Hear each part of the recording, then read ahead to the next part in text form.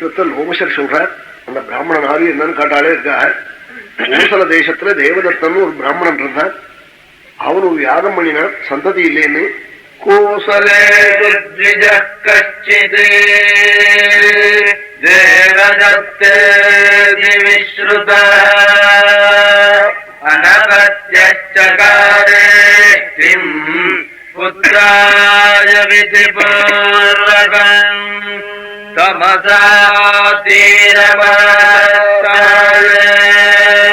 கிருத்வா மண்டபமுத்தமம்.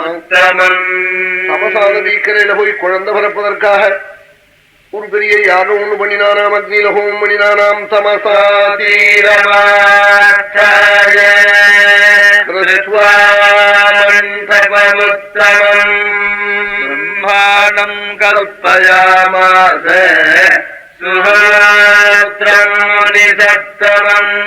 யஜ்ஞத்துல நிறைய ரித்துக்கள் உண்டு.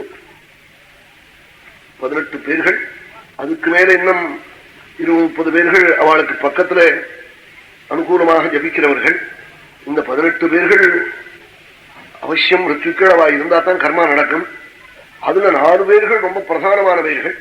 அத்வர்யூ ஹோதா பிரம்மா உத்காத்தான்னு சொல்லி, அத்வர்யூன்னு சொல்றவர் எஜுர்வேதத்தால மந்திரம் சொல்றவர், ஹோதாங்கிறவர் ரிக்வேதத்தால மந்திரம் சொல்றவர், உத்காத்தான்னு சொல்றவர் சாமவேதத்தால மந்திரம் சொல்றவர், பிரம்மான்னு சொல்லி பிரம்மவரணம் பண்றவர் சர்வைர் பிரம்மா. 4 வேதமும் 3 வேதமும் தெரிஞ்சிருக்கணும் அவருக்கு. அவர்தான் பிரம்மவரணத்துக்கு யோக்கியம். இப்ப என்ன நினைச்சுக்கிறான், ஏதாவது ஒரு கல்யாணம் காத்தி ஆயுஷ்யமும் இதுல பிரம்மவரணம் பண்றதுன்னா ஆற பண்றதுங்கிற மந்திரம் ஒன்னும் தெரியலன்னா அவரை பிரம்மாவா போடுவாங்க. ஒண்ணுமே தெரியலன்னா அவருக்கு பிரம்மவரணம் பண்ணிவிடு. ஏன்னா ஒன்னும் பண்ண வேண்டியதுல ஒரு வருமானம் உட்காந்து இருக்க வேண்டியதான். உட்கார்ந்து இருக்கிறது மட்டும் இல்லை, இந்த கர்மாவில ஏதாவது ஆறாவத்தை தப்பி பண்ணினாள். அந்த ஹோமம் பண்ற போது கட்ட விரலும் நடுவில் இருக்கிற 2 விரலும் சேர்ந்துதான் அந்த இலையை பிடிச்சி ஹோமம் பண்ணணும். அது மிருகி முத்திரைன்னு பேரு.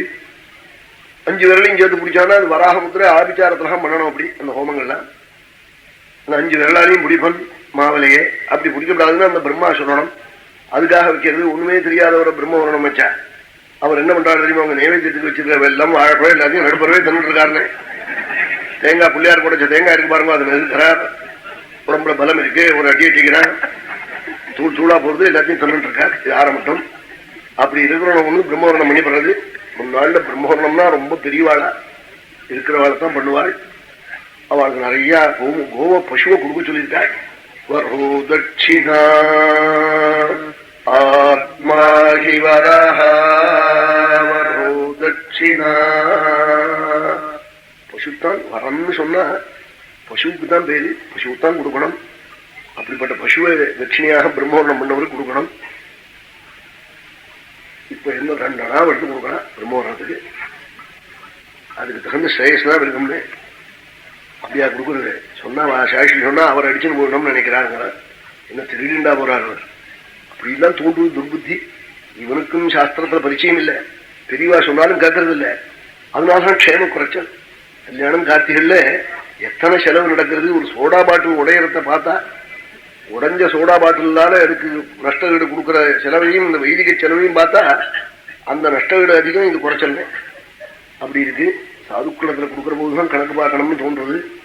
அப்படிலாம் தோணப்படாது. நிறைய கொடுக்கணும். பிரம்மஹோரணம் பண்ணா 12,000 ரூபாய் 6,500 ரூபாய் இப்படித்தான் கொடுக்கணும் பிரம்ம தட்சிணை. அது இப்படி கொடுத்தா தான் பசுவை தானம் பண்ண புண்ணியம். பசுவை கொடுக்கணும். ராஜாக்கள்லாம் பசுவாவே கொடுப்பார்.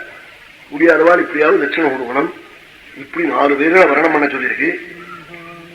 பிரம்மவர்ணத்துல சுகோதான்னு சொல்லி ரொம்ப வேதத்துல சொன்ன ரிஷி அவரை வர்ணம் பண்ணாலாம். பிரம்மாணம் கல்பயாமாஸ சுஹோத்ரம் முனிசத்தமம் அத்வர்யும் யாஜ்ஞவல்க்யம் ச. யாஜ்ஞவல்க்ய மகர்ஷி அத்வர்யுவா எஜுர்வேதத்தால மந்திரம் சொல்லும். அத்வர்யுனா எல்லாருக்கும் தலைவனவர். யாஜ்ஞவல்க்ய மகர்ஷியை வச்சாராம் தேவதத்தன். அத்வர்யும் யாஜ்ஞவல்க்யம் ச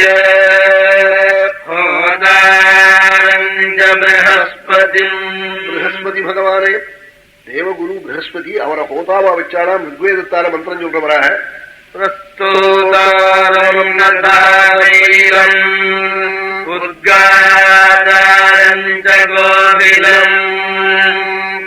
உத்காதாவாக பைலர்னு சொல்லி ஒரு மகர்ஷி சாமவேதத்தால கானம் பண்றவர் அவரை வச்சாள்.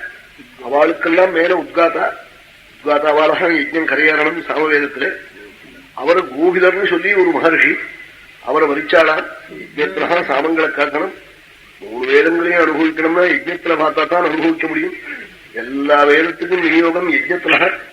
யஜ்ஞம் இல்லைன்னா வேதத்துக்கு பிரயோஜனம் இல்லை, வருமுறை ஜபிச்சுட்டு தான் பிரயோஜனம். யஜ்ஞத்துல தான் அத்தனை மந்திரங்களுக்கும் விநியோகம். இந்த மந்திரத்தால என்ன விஷயத்துவான்னு ஆரம்பிச்சா உடனே சாகா மாச்சினத்து அவன் புருஷன் கிளையை கொண்டு வரதுக்கு சொல்ற மந்திரம் அது. வேதத்துல ஆரம்பமே விஷயத்துவான ஆரம்பம். அந்த சாகையை கொண்டு வரத்தால என்னன்னா ஜகத்து முழுக்க அன்னத்துக்கு தட்டு வராதா. அப்படி கிராமத்துக்கு கிராமம் பலாசம் களையை ஒடிச்சு இந்த மந்திரத்தை சொல்லி 15 வட்டம் அக்னியில இஷ்டிகள் பண்ணி எங்க பார்த்தாலும் மழையும் தானியமும் இருந்த ஊர்ல இப்ப பைய தூக்கிண்டு எல்லாரும் யாச்சகம் வாங்க முடியா ரேஷன்ல கொண்டு விட்டுட்டா. ரேஷன் வாங்க முடியா வந்துடுச்சு நம்ம தேசம். எல்லாம் தர்மம் குறைஞ்ச ஒரு குறவுனால்தான் அப்படி ஆயிருக்கு. யஜ்ஞத்திலாம் வேதங்களை அனுபவிக்கணும். சாமவேதம் சொல்றேன், யஜ்ஞத்துல சொல்ற சாமாவே. இந்த சாமா கேட்டாலே ரொம்ப க்ஷேமம். பெரியவாளுடைய சமாதியில 4 வேத பாடசாலையும் நடக்கிறது. சாமவேத பாடசாலை உபாத்தியாயரும் ஒரு சிஷ்யனும் இங்க வந்திருக்கா. அவன் சாமா சொல்றேன் ஒரு 5 நிமிஷம்.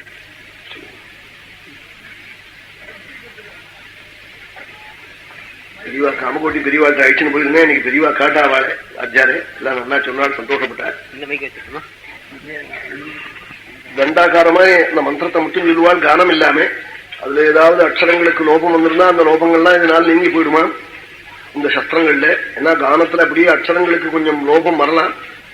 இப்ப பாடுறவெல்லாம் பிந்தி பதங்களை இழுத்து இப்படி எல்லாம் பாட்டுல அது மாதிரி ஆகும். சாமவேதத்தினுடைய உபவேதம் தான் சங்கீதமே. அதனால அப்படி அக்ஷரங்கள் சொல்லிட்டா அது தோஷம் இல்லை. ஆனாலும் அந்த சப்தங்கள் சரியா வரணுங்கிறதுக்காக உடனே சஸ்திரம் ரிக்வேதத்தான்னு சொல்லுவாள். அதெல்லாம் யஜ்ஞபூமியில பார்த்தா நேர தேவதைகள் நேரம் வரா போல இருக்கும்.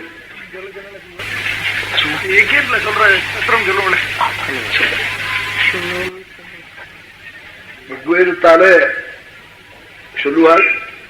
அது சொல்ற போது பார்த்தா தேவதைகள் அப்படியே நேரம் வரா போலேயே இருக்கும். வல்லாருடைய பெரியவாள் முதலிய சாட்சிவாள்லாம் ராத்திரி 2 மணிக்கு ஆரம்பம்.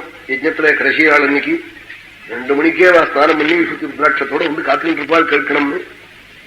அக்னிஹோத்திரம் தாத்தாச்சார் குடும்பங்கள்லாம் யஜ்ஞத்துக்கு வருவாள். அவா யஜ்ஞங்களுக்கெல்லாம் நாங்க போகாம பண்றதில்லை, அவா வராம நாங்க பண்றதில்லை. பந்துக்கள் மாதிரி அவாத்துல ஒரு கல்யாணம்னா நாங்கள் இல்லாம பண்றதில்லை.